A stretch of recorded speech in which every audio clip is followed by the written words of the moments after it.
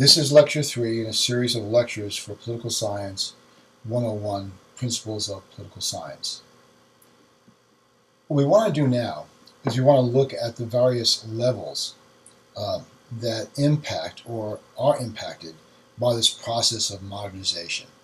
In other words, what begins to happen as we move down that road? What are the expectations? Now, this is important because knowing what's going to happen to both the social forces and the political institutions as they modernize is important because we get to understand on some level what to expect and possibly, hopefully, learn how to prepare for them or at least understand them when they occur.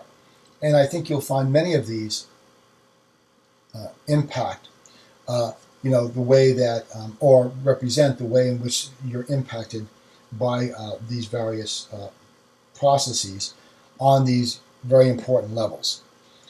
So we're going to go through the psychological level, the intellectual level, the demographic level, the social level, the economic level, and as we do that, we'll be able to explore what the key consequences are of moving from a traditional society to a more modern one.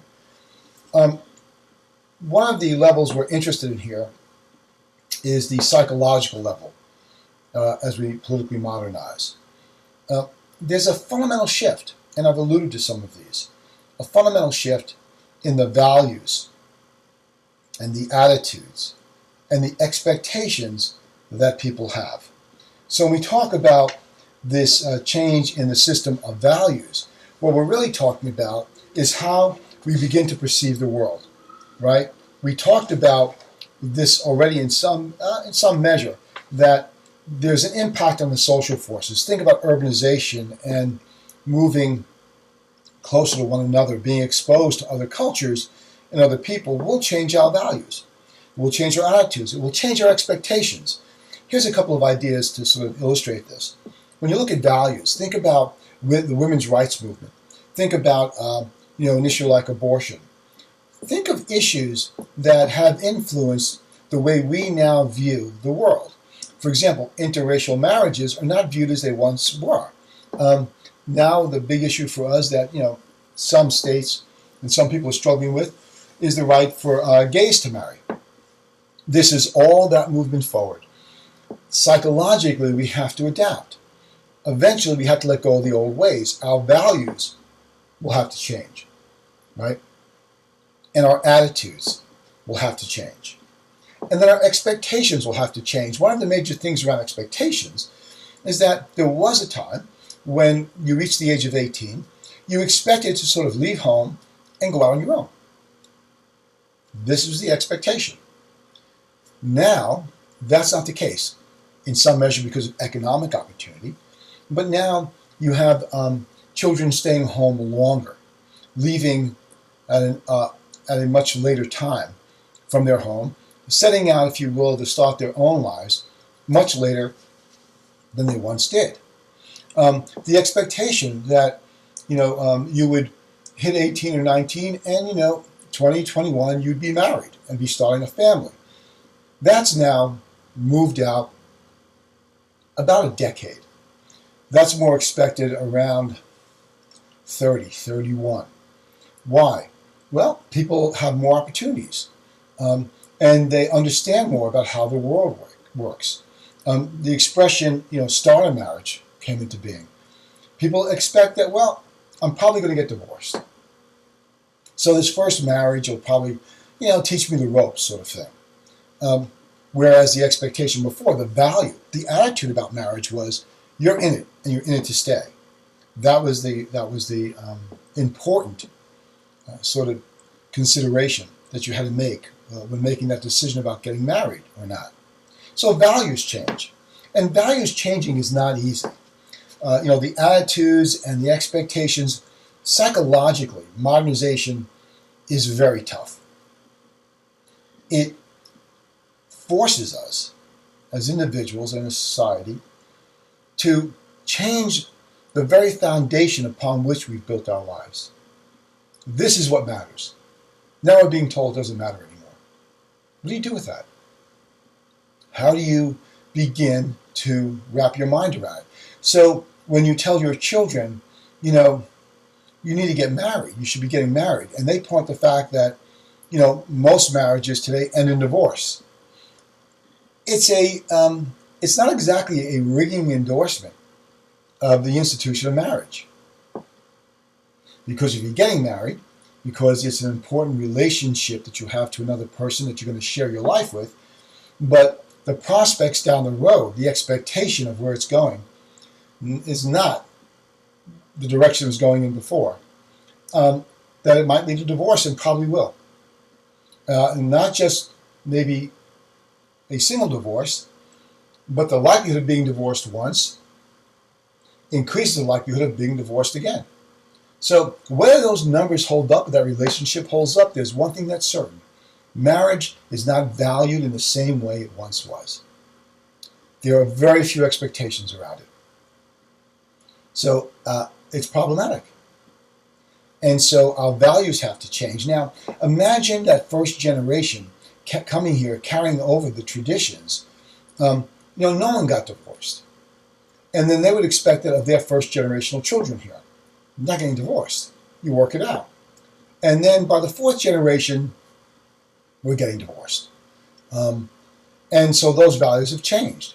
The way in which they affect us is sort of, on many levels, interesting. You have special courts, family courts, to deal with specific family issues.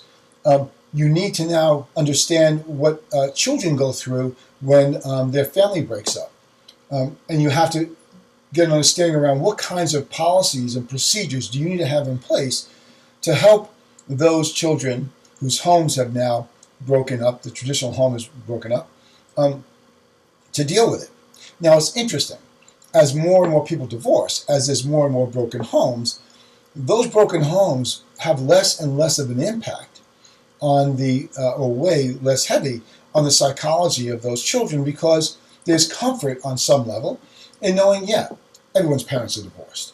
But if you go back to the 1950s and, your family, your parents got divorced and you were the only family where there was a divorce on your block or in your community or amongst your friends, that said something very different. So the more common something becomes, the less stigmatized it becomes. But the transition through that psychologically, from it being an incredible hurdle to get over to something that's commonly accepted, that transition weighs heavily on people's minds. There's a reason why mom and dad are so important to our development. And if mom and dad are not together or can't stay together, that certainly creates some challenges, especially 40, 50 years ago, great challenges, less today, but nevertheless it has its impact psychologically. We would also expect that the society, individuals, would be affected on the intellectual level. This is tied to the whole idea of education again. On the intellectual level, as we modernize, there's an expansion of our knowledge. It's pretty hard today not to be aware of certain things. The average person today is probably much more educated and much more informed and much more capable of looking at the world and analyzing it and internalizing it in some way than people were, say, 100 years ago. So on the intellectual level, as I said before, there's an expansion of knowledge, and that comes with a price. More information is being thrown at you, and you have to sort of understand all of that. And what we have with the knowledge in the environment here is the diffusion of that knowledge. In other words, it's not just an increase in knowledge, it's a diffusion of it out into the general society. And we can measure this. We can measure this by literacy. How many people can read? The more people that can read, certainly they have access to more sources of information and they become more knowledgeable. Mass communication. How many people understand that, can be involved in it? This is tied to those principal aspects, right? The levels are directly tied to the principal aspects. And finally, just general education. The more educated you are as a society, we can say there's definitely an increase in the level of knowledge that the society generally has. Nowadays, about 40%, last numbers I saw, of Americans go to college. That's a pretty big number when you consider in other cultures how few people get that opportunity. Nevertheless, it's not a great number. It's not a howling endorsement of democracy because we don't have everybody going to college and learning. We have people who stop after high school. Some don't finish high school. So there are varying levels of that. So there is a great impact on the intellectual level as measured by literacy, mass communication involvement, and education. There's also an impact demographically when we talk about political modernization. Demographically, right, there are changes in the patterns of life. Again, the levels are tied to the aspects. So here, this is urbanization, right? Urbanization, you get changes in the patterns of life. People don't live on the farm anymore. They move to the city. And because they live in the city, there are certain things that occur, right? Or they live in more densely populated areas. It could be suburbia nowadays. It used to be just cities. Then there became outer cities, which were heavily populated suburban areas. And then beyond that, we had suburban areas and then rural areas. Well, the rural areas are evaporating, moving more into the more densely populated suburban or suburban areas. And then, of course, you've got these outer cities that are densely populated, usually attached to and right around a major city. So we've got here is changes in those patterns of life. What people do, where they go, how they do that. So the patterns of life change. Of course, this is very stressful. But again, the younger generation adapts to this and has less of a problem with it. If you just think about, living arrangements in New York City, it's not uncommon now for, young people that leave home and want to go into New York City to work or the like. It's expensive, and so they'll have roommates. They might room or have 4, 5, 6, 7, and in some cases 8 roommates or more, sharing one living space and living in the city. That creates a whole host of opportunities and problems, right? Living in close proximity with so many people would certainly increase your ability to understand the world. Just the exchange of ideas and cultures and the like. So those patterns of life change. There are increases in health and life expectancy. This is typical. Now, it's interesting, even today, we know that the life expectancy of people is greater in the cities than it is in rural areas. Now, there's a couple of theories and explanations for this. One is that having more hospitals and more medical facilities near where you live and having other people there that can assist and can help, that this really helps increase, obviously your health and also your life expectancy, pretty obviously. So this seems to be a positive outcome, relatively straightforward, and having a very marked, positive impact on you and the society in general. Now, I want to say something else about the increased health and life expectancy and talk about urbanization. Just having more social interaction for most people creates a happier person. Knowing that you can connect with people, that you have an exchange with people every day rather than being isolated, does have a positive impact on most people. There are those who like more isolation, who the daily interaction with people would just be something they don't like. It's something more than what they're looking for. Now, this doesn't mean they don't live as long. It doesn't mean that they're unhappy. It just means that their preferences are different. So that's perfectly acceptable. But as a general rule, people that live in cities, because of more social interaction, access to more health facilities and medical care, that these people tend to live longer. Now, we're not arguing here about the quality of life. We're not arguing here about preferences in terms of what's correct or not correct. We're simply making a general sort of statement about the realities we find today. We also find demographically that there are increases in occupational abilities and the like, because there's vertical and geographic mobility now. People can move up, or at least it used to be that people could move up from, say, the working poor to the lower middle class, upper middle class, and hopefully into the upper class. That kind of social mobility gave people a something to work for, something to aspire to. It gave them a reason for doing what they're doing. Of course, urbanization also helps with this. So we expect that geographically, people are mobile. They can move off the farm. They can leave one city and go to the other. The traveling about that people do nowadays for work or to live or to just experience is a lot greater than it was, say, 50 years ago. 50 years ago, you got a job, you worked the job, you retired, and got your pension, and you went about your life. Now, the likelihood is that people will change jobs several times, and they'll make several moves from one place to another, which is, if you compare it to 50, 60 years ago, is completely different. So demographically, the areas we move to, the people that we associate with, all this begins to happen because we're moving down this road to modernization. Keep in mind that all these levels that road imposes on us, right? The impact on those levels is a good example of why people get socially stressed out. Can you imagine all this happening in a very short period of time? That these principal aspects just start coming at you, and you're affected on all these levels, the psychological, the intellectual, the demographic, all these levels. It's a great deal to bear, and it has an impact.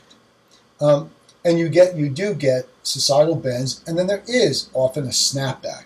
People want to go back to the old ways, where it's less painful to move forward. Another of these levels is the socially political level. What happens is, and you've probably all experienced this, is that the social environment begins to supplement, and in some cases replace, the family and other primary groups that we're accustomed to. So what you have is, you have this conscious falling apart of the fundamental structure, family, not disintegrating, but beginning to fall apart, and being replaced, by friends and the like. You've all witnessed that. You've all seen it. It's common nowadays where you have more in common with your friends than you do with family members. It's not a destruction of family. There's always that element. You're always family. But it is one where the preference changes. Now, that's not to say there aren't exceptions. Families that are exceptionally close. But even then, they'll describe their relationship as being more like a friendship than a sibling relationship. We're best friends. Not only are we sisters, but we're best friends. There's always that qualifier. Go back up 60, 70 years. If you said, well, we're sisters, that meant that was a tight bond you couldn't break. And it was a statement about the state of society at that point. Now, people will add in that qualifier. We're sisters and friends. You wouldn't have seen that going back, 100 years, 50, 60 years even. So this leads us to the economic level, which I think you're all familiar with on some level. As we move down that road, there's an impact economically.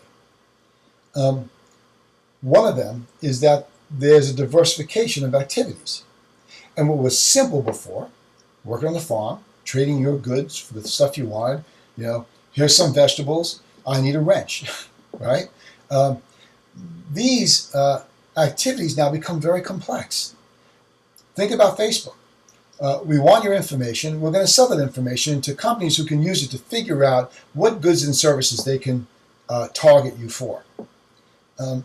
Think about the types of jobs people have. Much more complex today than they once were. It's not simply the assembly line anymore, and it's not the farm. You go from the farm to the assembly line to where we are today. The level of occupational skill also rises significantly. Why? It's an urban setting. more than likely. Those aspects come back at us again in varying degrees throughout all of this. Well, there's more people that can take your job. You know, you're not the only one in town anymore. So if you want to keep up, you have to raise that level of skill, right? It has to rise. It's a competitive thing for opportunity. You need it for opportunity, and so the skill level of players begins to rise. So people understand that I've got to get better at this, or I'm not going to get the kind of work that I would like to get. Another thing we see is, as part of this economic level, we see the ratio of capital to labor increase. In other words, capital, equipment and the like, begins to take the place of people. That, technology, the assembly line, all of it, you get more being done now by, machines and the like, and less of a need for labor. We see this on every level. And quite honestly, we're perplexed as a society to really understand fully, as we modernize past where we were before, we're moving out, what this means for us. What kind of jobs are going to be available. Some talk about the end of work, that there'll be no need to work. And for most of us, it's hard to get our minds around what that really means, because that's been the state of affairs as long as we can remember, as long as older family members have been around, to talk about it. I mean, you had to work, whether it was on the farm or in the city or wherever.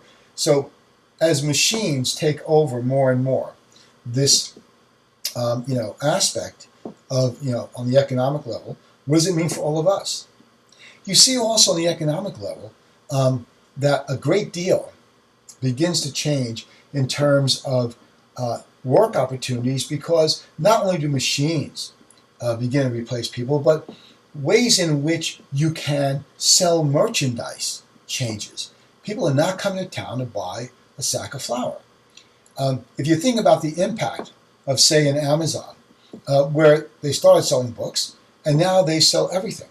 And they know that they can't get it to people as fast as you walking into your local store and purchasing it. So they give that to you at a discount, and most people are willing to wait a day or two. In some cases, if you're in the city, it could be the same day. They're willing to wait to get the break on the price. So all those shops are now with Amazon, right? Think about Barnes & Noble, which is having trouble now. But before them, Borders Books. Amazon drove them out because the business model for Amazon was better. You didn't need as much capital. You didn't need as much labor. Your costs went way down. And that meant you could pass along some of those savings to consumers who would want to spend less.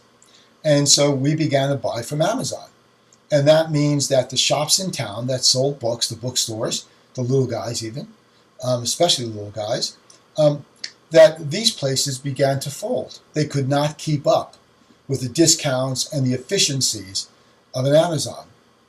As a consequence, the 2 people or the 3 people or the 4 people that little shop employed now don't have work.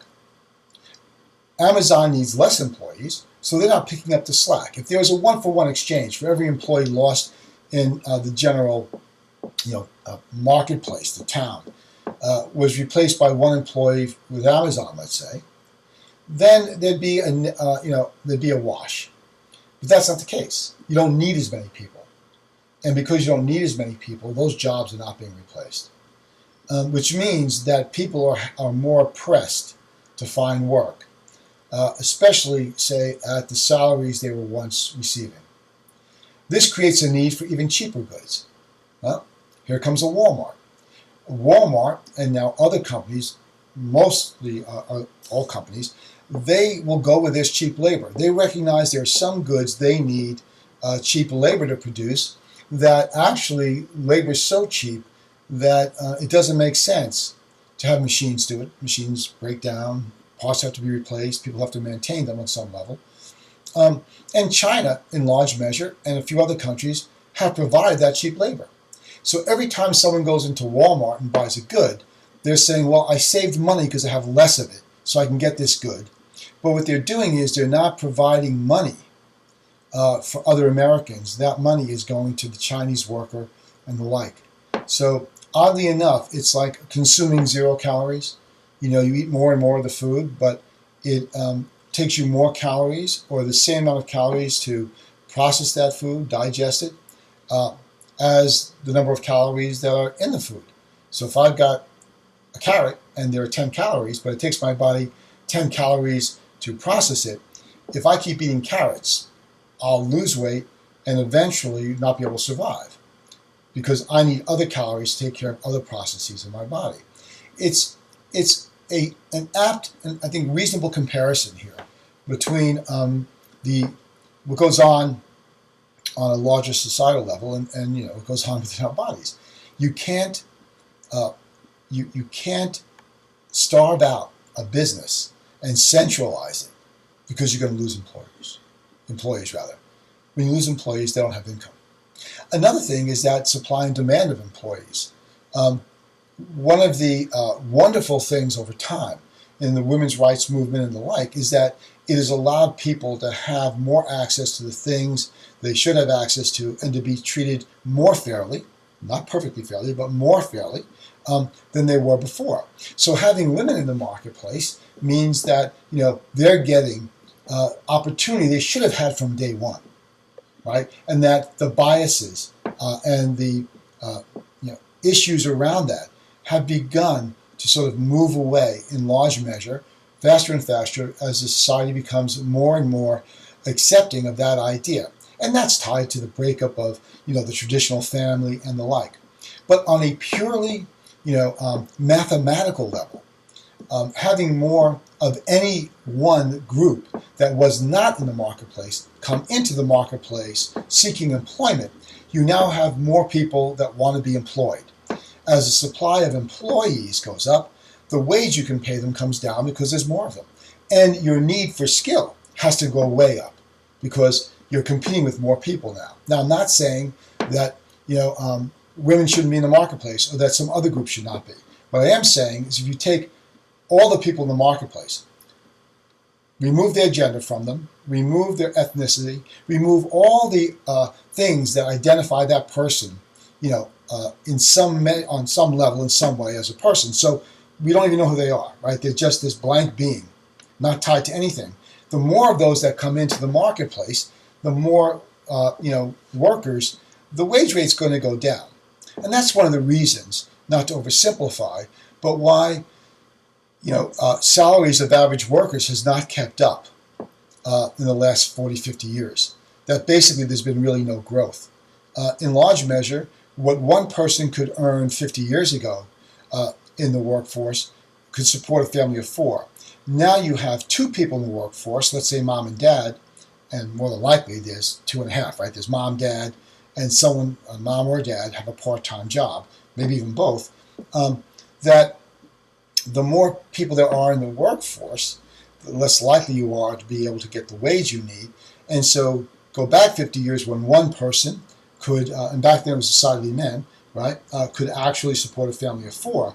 Now you need 2 people doing that. So basically 2 people now need to produce the income that could be produced by one person 40, 50 years ago. And in some measure, this is a function of the supply of employees in the marketplace. So these things, the economic level becomes more complicated. This ratio of capital to labor has really changed the way in which we all function economically.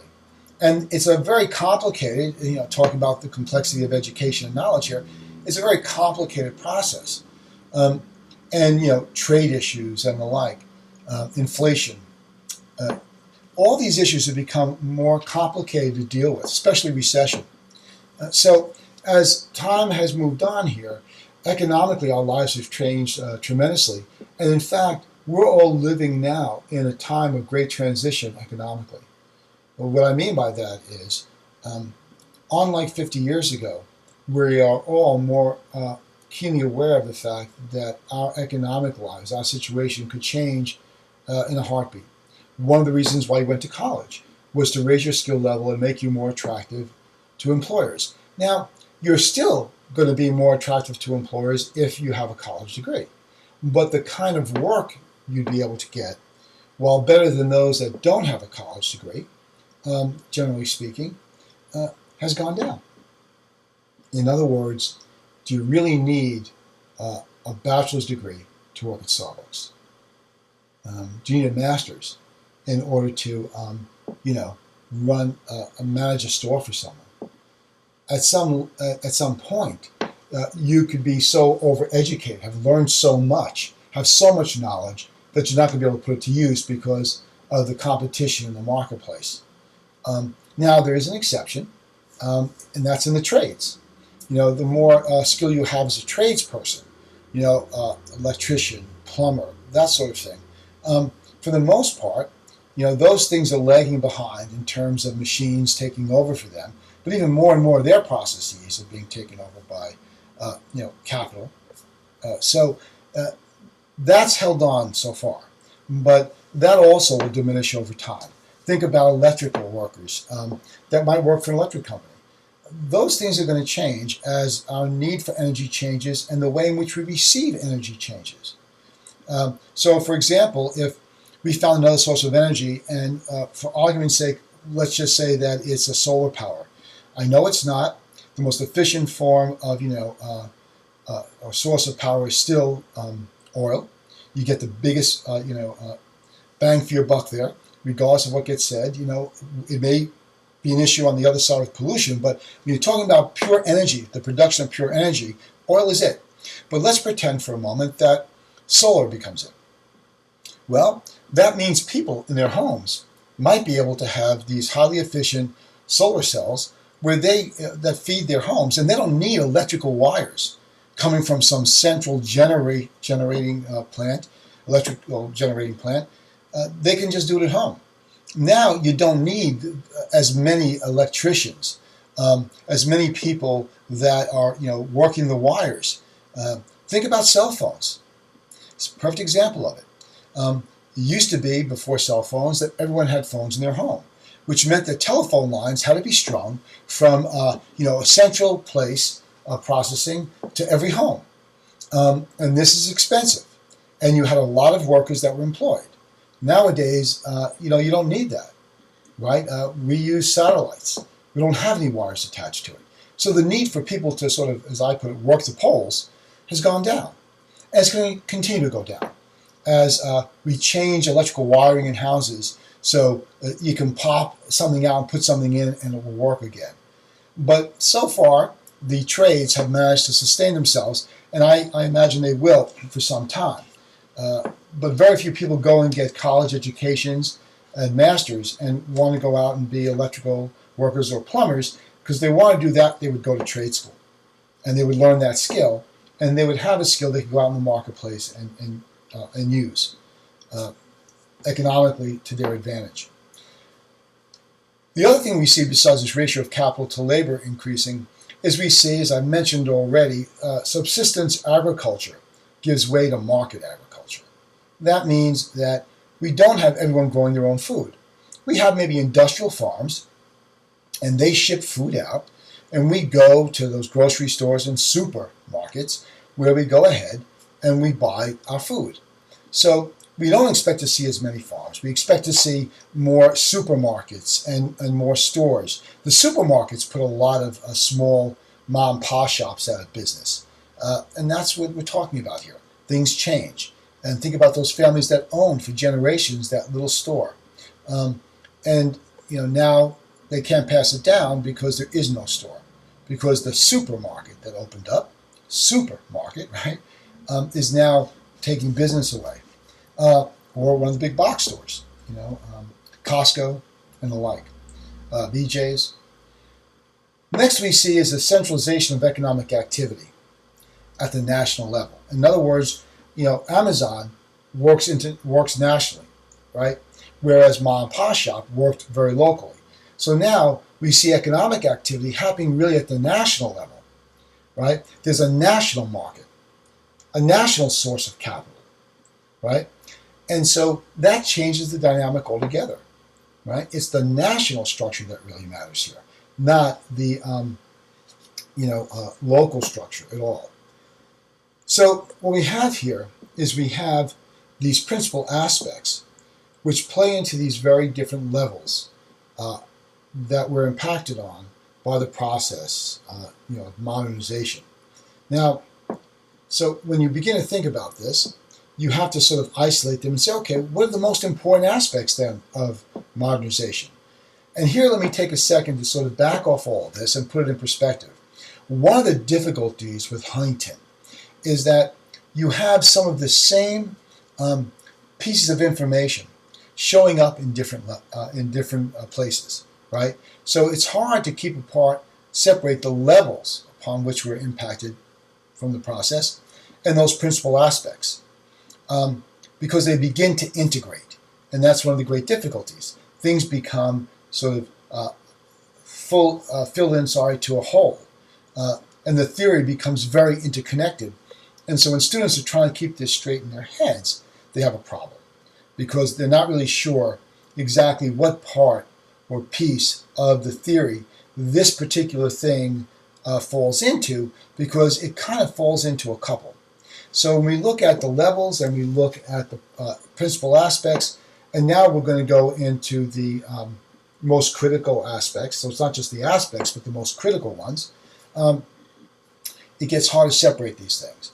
So it's best to sort of organize them and understand they are going to integrate, but see how they integrate. That's how you can keep it apart for yourself and certainly do better on the tests. All right, so let's talk about the most critical aspects then of the modernization process. Well, there are three broad structures under which, or headings, if you will, that this falls into, right? The critical aspects, which means here, rather than the principal, the critical are the ones that must happen or things begin to break down, right? Principal are the things we expect, but the most critical aspects are the ones that are necessary in order to modernize. And so some of these will sound very familiar. There's three of them. But nevertheless, you have to pull them out from where they were and say, okay, these guys are really important because they're critical. The first is the nationalization of authority, right? These are political institutions. We have to get away from traditional religious, familial, and ethnic political authorities. Remember, we talked about all of those, right? This was part of one of the principles. Political authorities, and replace them with a single sort of secular national political authority. In other words, we've got to move away from little fiefdoms, from little political structures, into a more integrated and coherent political structure, right? We have to rationalize the authority that we give the president or the Congress. We have to rationalize moving that power from the state. I mean, that was the big issue with the founding of America. Who would have power, the national government or the states? Originally, it was the states. Really, the Civil War changed all of that. It moved more to the national level. But prior to that, the Bill of Rights, for example, only applied to the way people were treated by the federal government. The original Bill of Rights did not impact or in any way control the way in which the state governments dealt with people. It was only after the ending of slavery and the 14th Amendment where the mindset, again, of the country began to change, right? The social forces began to move or coalesce and move in a different direction, which was we need these same protections on the state level, from the state government, right? So that's an example of how authority was rationalized or changed from that traditional and local, familial, ethnic, those particular social forces and the like, and political institutions that represent them, how it moved, how it switched, how it became more of based on a national and not a local political structure. The second critical aspect here is the development of differentiated specialized structures. In other words, political institutions became what we discussed earlier, right? They became more institutionalized. And that's because there were a need for more complicated situations, more complicated realities to deal with. Think about the military considerations. Before all the technology, before the advent of planes, right? you didn't have to worry about a nation 5,000 miles away attacking you. Part of the reason why the U.S. had such a long period of time and prospered to modernize was that basically we are surrounded by water, great oceans on two sides, for the most part, a very friendly nation to the north and very weak countries to the south. So that gave us an opportunity to sort of, move along unimpeded by the realities that, say, the Europeans had to face, especially those that were landlocked, which had basically other nations all around them that they could come into conflict with. But I mean, even during the War for Independence, it took the English quite some time to get here, and begin to deal with the situation, the realities that were present here. So the legal issues get more complicated, and you need political, institutions and structures to deal with those different and more complex legal and military and administrative and even scientific, right? We need to be able to work with those. We need to be able to specialize in them. Military people that specialize in military operations. Now, you don't have that if you've got a very small nation. We have the leaders, people that wrote the Constitution fighting the war for independence. That's no longer the case. So you get that development of differentiated, specialized structures, which is the second and critical aspect here. And then the third, for the social forces, is you do get this increased participation in politics. That basically people come forward and run for office. Think about women and think about minorities in America and how over the last 7,500 years we see more of them present in political structures. That's because the society has changed. We have more women. We have more ethnic people represented in local government, state government, and the federal government, all of which is good. But that in of itself is an important aspect. Why? There are social forces that are ethnic, gender, and the like. And if those social forces are kept out of positions of power and they're frustrated, those social forces don't work with other social forces as coherently and as consistently as they need to. You get a breaking down of the society. Eventually, you have to accept the reality, and you have to embrace that reality. Things change. In New York City, accepting that there are holidays, Muslim holidays, that need to be celebrated, that have been basically, if not ignored, certainly not considered. That's a changing of things, and that means people have to adjust to that, right? So keep in mind that when we talk about these principal aspects, we're really talking about, what needs to happen for this whole process that we've been talking about to even work. There are a couple of other things here. Modernization, the relationship between this process of modernizing and violence is an important one. Here, what you've got is you've got poverty, right, and modernization. Well, remember what I said. You join societies because you want more. And when they can't provide that, there's a breakdown. So the social forces, those that are in poverty, right, as we modernize, it undermines the government. I don't care what kind of a government it is.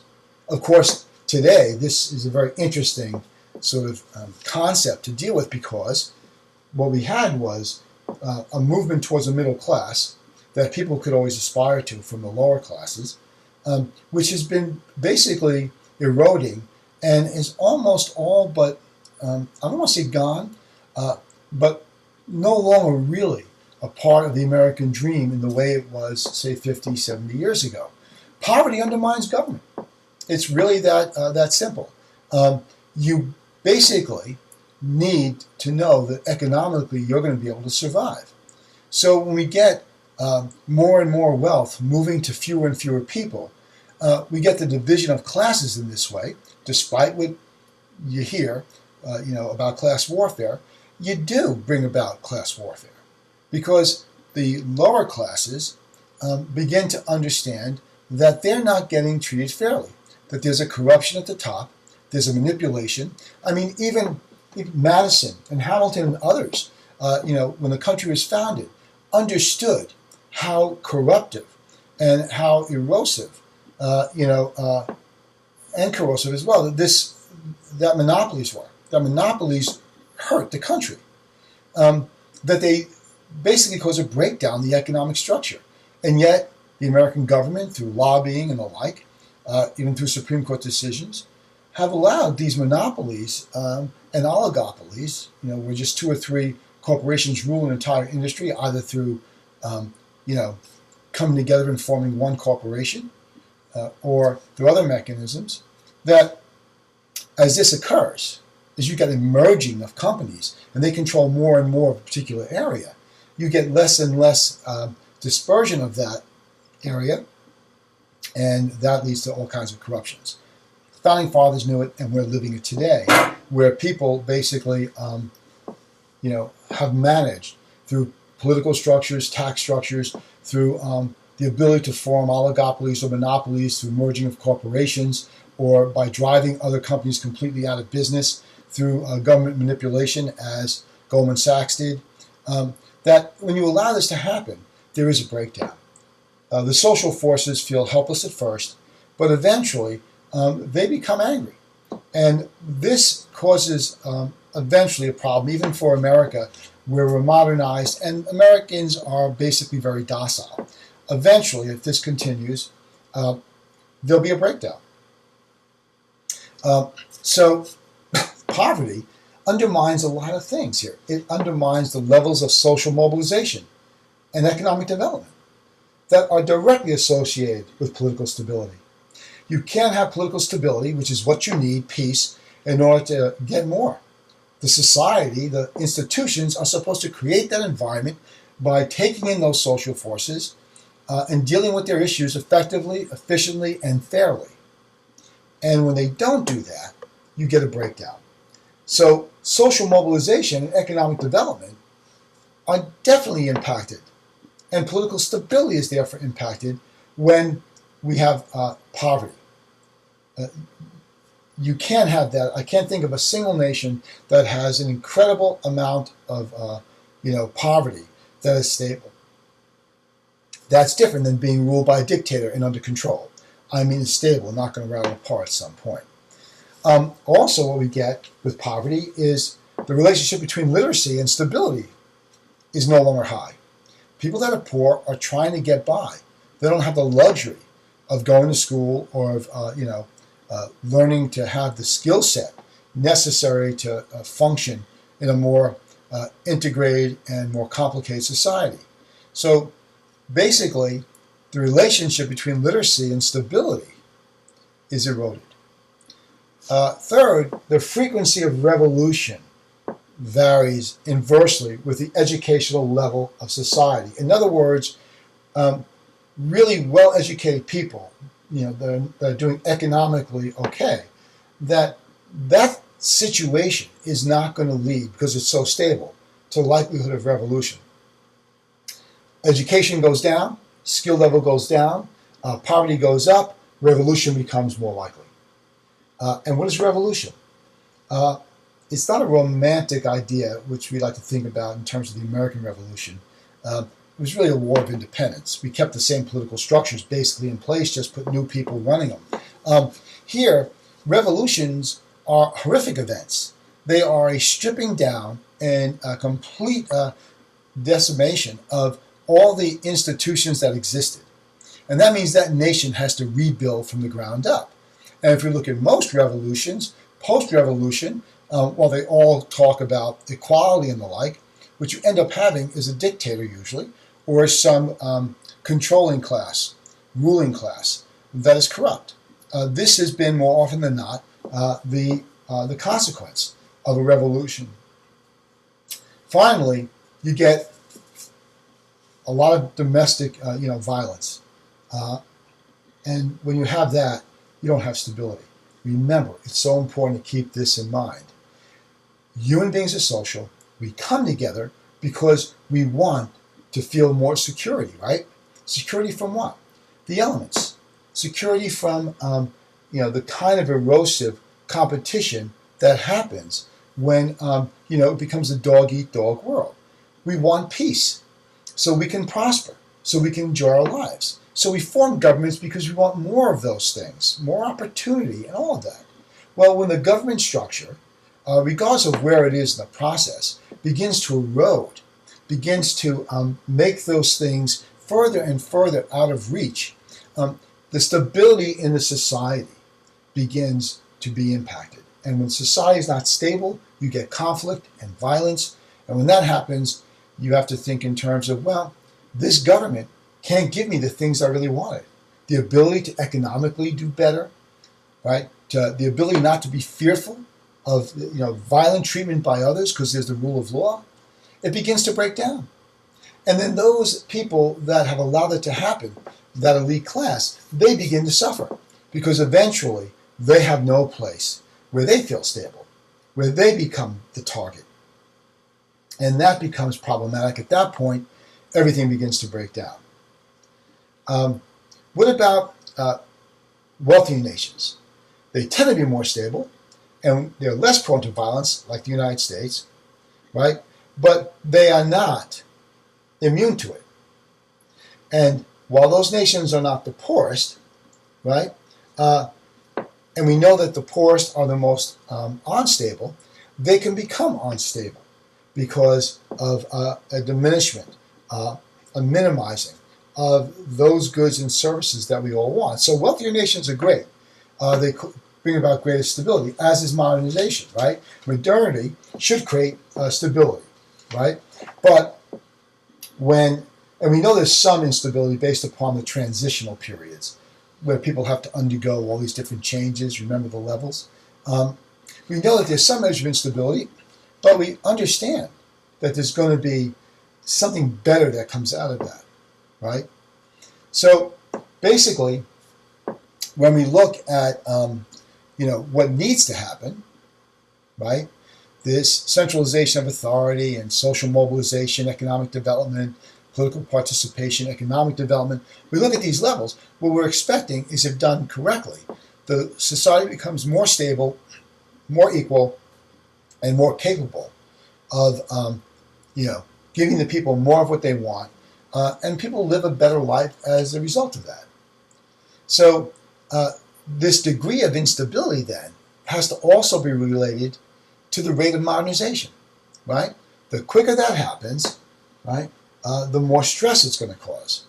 But keep in mind that all of those things are just the stresses, while understandable, once resolved, are going to create a much better society, right? Better political institutions, better social forces. Problem is that once you modernize, as I said in the first lecture, you don't reach a point of modernity and you stop. The society is still vulnerable to all kinds of failings if it doesn't continue to modernize, which means it doesn't continue to adjust itself, both the political institutions and the social forces, to the new realities that await them. You must be able to adapt. That means you must have structures in place. When those structures become corrupted, and people can't get more of what they need, and there is no peace, moving forward is very difficult. No matter how well off that nation is financially, no matter how much its wealth is, or how vast its armaments or its military are, at the end of the day, it's the people that matter. And if the people are not satisfied, if the people feel less secure, at first there's an acquiescence. This is the way it is. But like with countries that go have a revolution, that go into great conflict, there's a point at which you just can't take anymore. And as the old saying goes, the farmers put down their pitchforks and they pick up guns or clubs. And when that begins to happen, the society begins to break down as a whole. And so all the levels, right, that we need to be well positioned and secure begin to fall apart, right? Economic development, right? Growth, in some measure, increases, maybe the material well-being at one rate, right? But if there's social frustration, right, about the way that's being done, then what good does it do? So economic growth, and of course, as it's related to economic development, right, there is a relationship. You have stability if you have economic growth, but everybody shares in that. So if you disrupt on the road forward all of these traditional social groupings, family, class, and so on, and you increase the expectations that these new social structures, these modern ones, are going to lead to greater prosperity, and they're going to lead to a greater sort of availability of opportunity, then you have to be careful that A, you're able to do that, but also that you don't promise so much that it leads to social frustration, and as a consequence, you have that nation begin to rattle apart. So it's interesting. You have to give the people what they need, but the political institutions, they can't go about promising so much in the area of economic development that and asking people to sort of change the way they live, those various levels, if you're going to promise them things that you can't deliver on, right? So if the institutions are so corrupted, or they're not capable where they are right now, they're not developed enough to really make promises and keep them, you're going to have instability. So when the aspirations of the people, right, and the expectations that are that arise from those, right, create what we call the gap hypothesis. The state ability, the political institution's ability to satisfy the very, promises, meet those promises that they've given, that they've assured people they will have, that creates frustration and dissatisfaction. And it's only a matter of time before the expectations so outrun the political institutions' either capacity or willingness for giving them or changing processes or policies so they can grant these things to people, that it's not long before the people begin to realize what they've been promised, they're not going to get.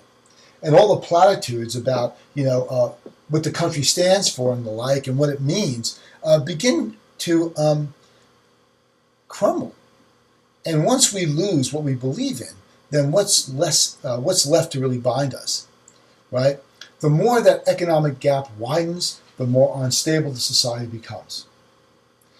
Increasing geographic stability, that begins to get diminished, and it undermines social ties. Consumption gets restricted, right? Because prices of things go up, and the ability to earn an income goes up as well. People's aspirations, right, about having a future and increasing their well-being, those aspirations begin to get crushed. Increases in income may be absolute, but they're not relative. In other words, I may be making twice what my grandfather was making, but I can only buy half of what he was able to afford. And that's the situation today. So what that means is, in absolute terms, yes, my income has gone up. I've done much better than my grandfather. But I can't buy what he bought. So really, the money I have is worth less than the money he has, right?